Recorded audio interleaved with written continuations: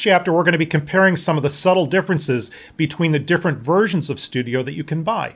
Kind of like buying a car. You can buy a basic transportation car that'll get you from point A to point B, but if you need some more options and some more features, that's what Studio Ultimate is all about. In today's training, we're going to be teaching you all of the possibilities on the high-end version, but remember, if you see something in here that you don't have in your version of Studio, Pinnacle makes it very simple to go right to the website and purchase it as a download.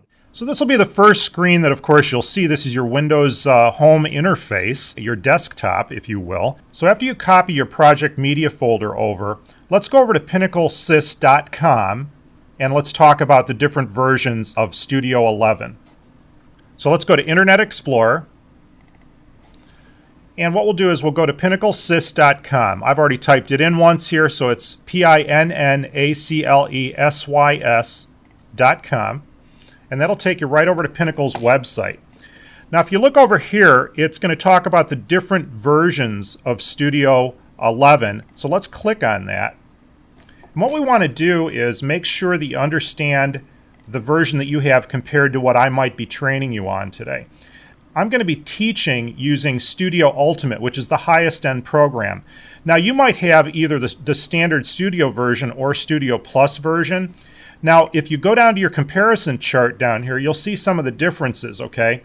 If you are especially dealing in some of the more motion-equipped effects like pan and zoom, the Ken Burns effect, or you want to have more film-type looks or sound cleaning problems, maybe your sound wasn't real good on some of your videos or you're trying to restore some old records or something like that, you definitely want to make sure that you have Studio Ultimate because it has some extra plugins or extra programs that allow you to do that, as you can see over here.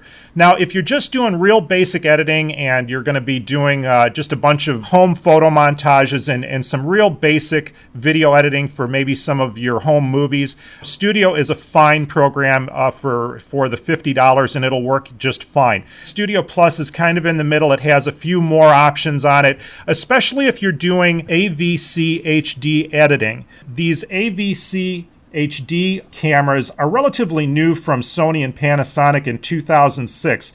If you're not sure if that's what you have, typically you can tell because they record using some sort of an internal hard disk, maybe like a flash memory card or one of those small DVD recordable discs. If you have one of those type of cameras that you're going to be using, you probably want to get at least the Studio Plus or the Studio Ultimate to be editing from. You don't have to, but it's going to make your life just a whole lot easier in the long run. Since I'm going to be showing you Studio Ultimate today, it's possible that you're going to see me do some effects and some different types of editing that you don't have included if you don't have the full Ultimate version. So just food for thought, something to think about. If you can afford the upgrade, I would really encourage you to get it because it gives you so many professional tools.